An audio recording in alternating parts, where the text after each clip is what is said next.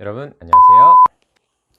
여러분 처음 인생의 터닝포인터 강사 문근영입니다. 자, 오늘은 제가 여러분들이 저한테 간혹 질문을 하는 내용 중에서 저한테 다시 재지원 여부에 대해서 이렇게 연락이 왔다, 이런 경우는 어떻게 해야 되는가, 그리고 이런 역제안을 받았을 때 제가 바로 지원을 하는 게 맞는지, 이 부분에 대해서 잘 모르겠다, 뭐 이런 질문을 저한테 하는 경우들이 있으세요. 그래서 이런 역제안을 받았을 때 여러분들이 어떻게 하면 좋은지, 이 부분에 대해서 제가 오늘 한번 얘기를 해 보려고 합니다. 역제안을 기업 인사팀에서 하는 이유가 있겠죠. 그냥 아무 이유 없이 여러분들한테 다시 한번 재지원해 보지 않겠습니까? 이렇게 묻는 회사는 없습니다. 그러면 이 회사가 나한테 오히려 왜 역제안을 이렇게 하는지 그 이유를 한번 파악을 해 봐야 되겠죠. 자, 일반적으로 스텝 부서의 성향을 띠는 모든 기업에 다 있는 포지션들에 대해서는 역제안이 그렇게 많이 일어나지는 않습니다. 그냥 무난하게 인사팀, 재무팀, 총무팀 뭐 이런 쪽 포지션에 있는 분들은 워낙 인재들이 많기 때문에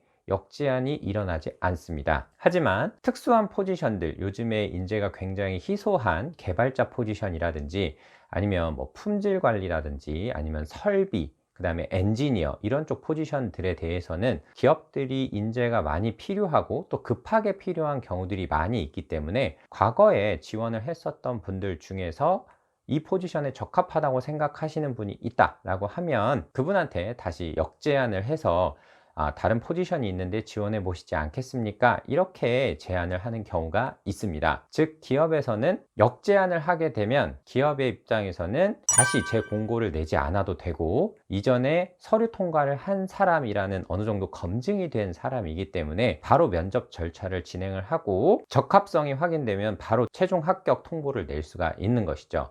기업의 입장에서는 아무래도 사람이 빨리 필요한 상황에서 여러 시간과 절차를 줄일 수 있기 때문에 역제안을 하는 것입니다. 자, 그러면 기업 입장에서는 역제안을 한 상황에서 여러분들은 그냥 네, 바로 보겠습니다, 이렇게 하시면 안 돼요. 여러분들도 구직자 입장에서 반드시 확인을 좀 하셔야 되는 내용들이 있습니다. 분명히 구직자 입장에서 최종 합격 통보가 된 사람이 있는 것으로 아는데 얼마 지나지 않아서 다시 본인한테 역제안이 왔다라는 것은 쉽게 얘기하면 이겁니다. 최종 합격한 한 명이 있었는데 이 사람이 합격한 지 얼마 되지도 않은 상황에서 바로 퇴사를 했다. 그래서 두 번째 우선순위가 있는 사람한테 연락을 한 것이다. 그게 바로 여러분이 될 수가 있는 것이에요. 자, 그러면 일반적으로 좋은 기업에 합격하신 분이 얼마 되지 않아서 바로 퇴사를 한다라는 부분은 한번 의심을 해볼 필요는 있습니다. 물론 그 합격을 최초에 한 사람이 더 좋은 회사가 합격이 되어서 나간 경우가 있을 수가 있고요. 아니면 자신이 생각했던 업무나 일이나 조직하고 본인이 맞지 않다라고 생각을 해서 빨리 그만두는 경우가 있을 수도 있고요. 굉장히 다양한 이유가 있을 수가 있어요. 그래서 적어도 인사팀에서 만약에 여러분들한테 역제안이 왔다라고 하면 혹시 그 이전에 합격하신 분은 뭐 다시 나가게 되신 건가요? 라든지 혹시 역제안을 주시는 게 혹시 뭐 저 말고도 다른 사람이 또 있는 것인지, 이런 부분에 대해서 꼭 확인을 해 보셨으면 좋겠습니다. 그냥 무턱대고 나한테 역제안이 왔으니까 아이 그냥 좋구나 라고 생각을 하고 바로 가시는 거는 오히려 본인의 미래에도 또 안 좋은 영향을 끼칠 수도 있기 때문에 가급적이면 이런 이유에 대해서 인사팀 담당자한테 조심스럽게 여쭤보시면 좋을 것 같아요. 이런 부분이 좀 확인이 되어야 여러분들이 이 회사의 면접에 다시 간다, 뭐 이렇게 생각을 하셔야 되지,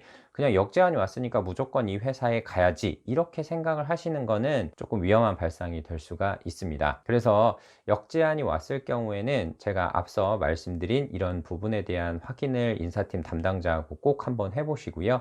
최종 합격을 한 다음에도 그 부분에 대한 내용을 다시 한번 확인을 해볼 필요는 있습니다. 구직자의 입장과 최종 합격한 사람의 입장에서 또 인사 담당자들이 얘기를 해주는 부분에서 내가 생각하지 못했던 그런 사항들이 또 발생을 할 수가 있거든요. 그래서 반드시 이 부분에 대한 것은 역제안을 받았을 때와 또 최종 합격 통보를 받고 나서 꼭 2번 정도는 확인을 하신 다음에 최종 입사 여부를 결정을 해 주시는 게 가장 좋을 것 같습니다. 제가 생각하기에는 이렇게 역제안을 받는 경우에는 우선적으로 구직자분의 역량이 우수하고 포지션 자체가 희소하기 때문에 오퍼를 받은 상황에서 면접을 가시게 되면 면접 절차도 간소화될 수도 있고 생각보다 쉽게 합격도 하실 수 있습니다.